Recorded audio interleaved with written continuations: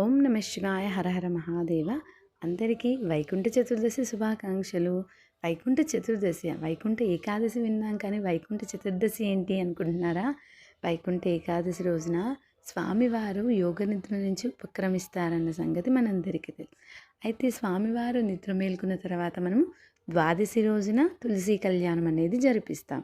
తులసి కళ్యాణం అయిపోయిన తర్వాత స్వామివారికి తన బాధ్యతలను అప్పగించడానికి పరమేశ్వరుడే స్వయంగా వైకుంఠానికి వచ్చి స్వామివారికి తన ఆయుధమైనటువంటి సుదర్శన చక్రాన్ని బహుమతిగా ఇస్తారట.